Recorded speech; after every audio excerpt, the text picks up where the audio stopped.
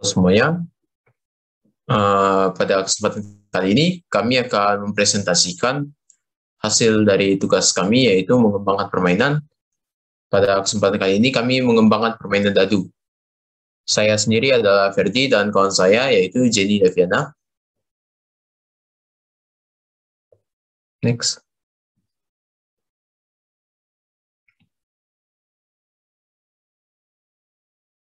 Pada permainan kami memiliki kelompok target yaitu pada anak berusia 5 hingga 20 tahun. Dengan golongan yaitu anak-anak hingga remaja. Pekerjaan yaitu sebagai pelajar atau mahasiswa hingga mahasiswa dengan jumlah pemain 2 hingga 4 pemain.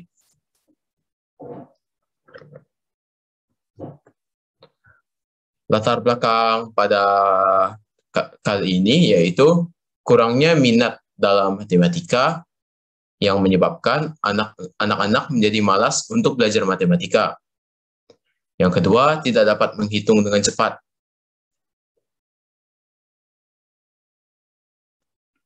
Tujuan pengembangan permainan ini adalah yang pertama, untuk menambah wawasan dalam kemampuan matematika. Yang kedua, meningkatkan kecepatan menghitung matematika. Yang ketiga, membuat strategi untuk dapat mencapai poin sebanyak-banyaknya. Berikut adalah desain dari poster pada permainan kami.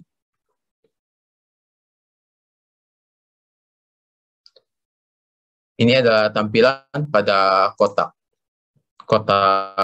kemasan permainan kami.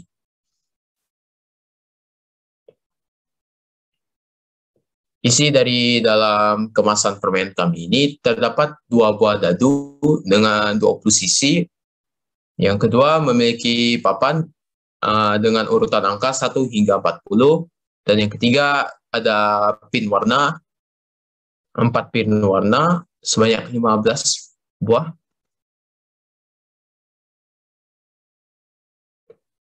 Cara bermainnya adalah yang pertama, pemain harus memilih warna pinnya sendiri. Yang kedua, urutan pemain dapat ditentukan dengan mengocok dadu. Dadu yang keluar angka terbesar adalah pemain yang pertama, yang angka terkecil adalah pemain yang terakhir. Dalam permainan, hasil dadu yang keluar dapat saling ditambah, dikurangi, dikali, maupun dibagi. Pemain hanya dapat memilih satu hasil angka dalam setiap satu kali pengocokan dadu. Permainan berakhir setelah 15 putaran. Peraturannya, yang pertama, setiap kotak berisi masing-masing satu angka. Setiap kotak memiliki poin yang berbeda, yaitu 1 hingga 4 poin. Pemain hanya memiliki kesempatan 5 detik untuk menghitung dan memilih kotak.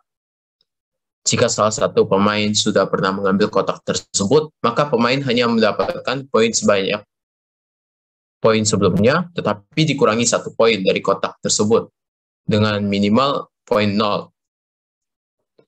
Dan yang terakhir adalah pemenang ditentukan dari banyaknya poin yang didapatkan.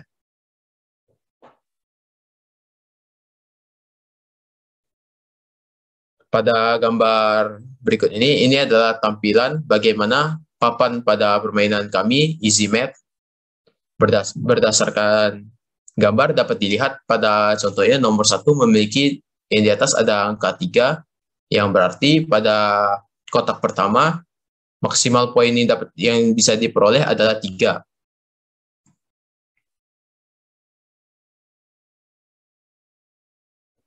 Nah, misalkan pada saat pengocokan dadu yang keluar adalah angka 16 dan 2. Seperti yang dikatakan sebelumnya, dapat dilakukan berbagai macam, contohnya seperti penambahan, pengurangan, kali, dan juga bagi. Contohnya pada gambar tersebut ada 16 dan 2. Salah satunya adalah 18, yang dimana ini ditambahkan, dan 14 dikurangi, 32 dikali, 8 dibagi. Setelah memilih angka, kita dapat memilih kotak sesuai dengan angka yang keluar. Seperti berikut. Kita mengambil angka 32.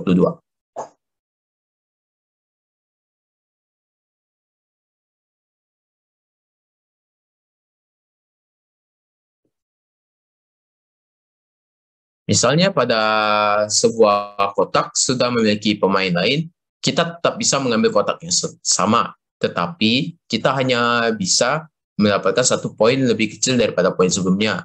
Misalnya poin pada kotak 37 itu adalah 4, maka kita hanya akan mendapatkan poin 3 pada pemain kedua di kotak 37. Begitu juga pada pemain selanjutnya hanya mendapatkan poin lebih kecil, yaitu 2 poin pada kotak 37.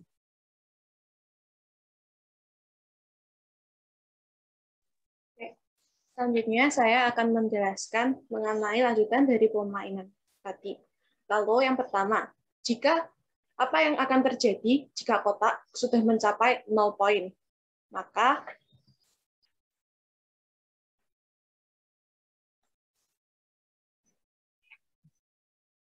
ya, jadi kotak akan bernilai 0 poin hingga permainan berakhir dan tidak akan mengurangi poin meskipun kotak tetap diambil berulang-ulang kali. Jadi misalkan sebuah kotak sudah mencapai 0 poin, maka pemain selanjutnya yang memilih kotak tersebut tetap akan mendapatkan 0 poin dan tidak akan mengalami pengurangan poin. Selanjutnya, lalu bagaimana jika pemain yang sama menggunakan kotak yang sama kembali? Misalkan pada putaran pertama, pemain A sudah mendapatkan kotak 37 ini, dan lalu putaran berikutnya mengambil kotak 37 kembali.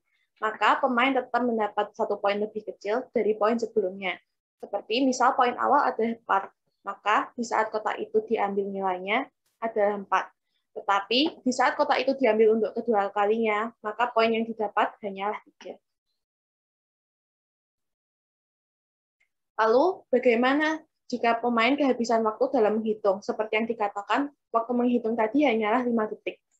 Maka tentu saja pemain kehilangan hak untuk mendapatkan poin. Maka dari itu kita diajarkan untuk belajar menghitung dengan cepat. Lalu, apa yang terjadi jika pemain salah dalam menghitung atau salah mengambil kotak? Ya tentu saja jawabannya sama, tidak akan mendapat poin tentunya. Selain cepat, kita juga harus teliti dalam menghitung. Nah, jadi 2 hal itu merupakan hal yang penting dalam permainan ini. Nah, lagi, jika kita menghitung dengan hasil yang keluar kotak selain angka 1 hingga 4 atau berupa pecahan. Nah, hasil yang di luar kotak ini juga bisa menjadi, misalnya kalian menghitung tapi kok tiba-tiba dapatnya minus. Nah, itu juga termasuk di luar kotak ini, atau berupa pecahan yang biasanya jika angka dibagi. Nah, maka jawabannya tentu saja tidak akan mendapatkan poin apapun, karena di luar permainan, di luar angka 1 hingga 4 ini, tidak ada poin tentunya.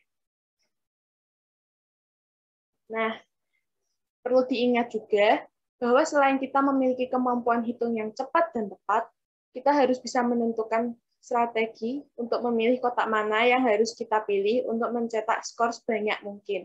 Nah, di sini kita juga harus memiliki kemampuan hitung yang cepat dan tepat sesuai dengan tujuan kita untuk mengajarkan matematika untuk kita bisa belajar matematika dengan cepat dan tepat. Dan strategi yang kita pilih itu harus benar supaya kita bisa memenangkan permainan ini. Nah, selanjutnya kita akan ke bahan baku. Bahan baku pengemasan yaitu berupa kardus, papan berupa kertas dan styrofoam, dadu plastik, dan pin itu logam dan plastik.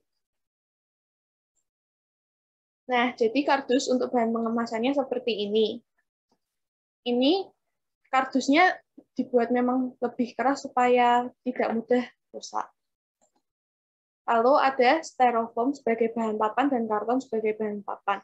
Nah, untuk permainan ini nanti akan dicetak di atas kertas karton seperti ini dan akan ditempelkan di styrofoam. Nah, ini ada dadu, dadunya ini bisa memuat 20 sisi dan juga pinnya akan berbentuk seperti ini.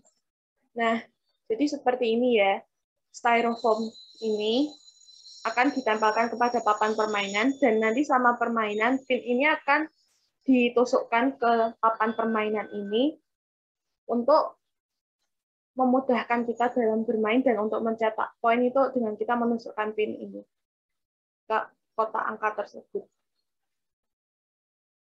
Nah, lalu untuk perkiraan harganya, untuk kemasannya akan berharga sekitar 7.500. Dan untuk papan ini sudah termasuk untuk karton yang di-print dan gabus itu akan bernilai sekitar 6.000.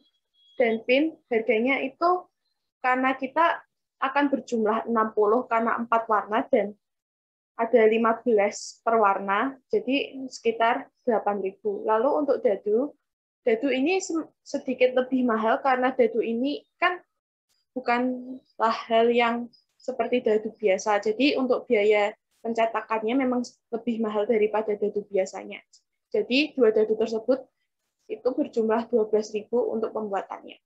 Nah, jika ditotalkan, ini semua menjadi 33.500. Nah, karena kita perlu juga untuk mengambil untung dan juga untuk biaya lainnya, maka total harga penjualannya sekitar 40.000.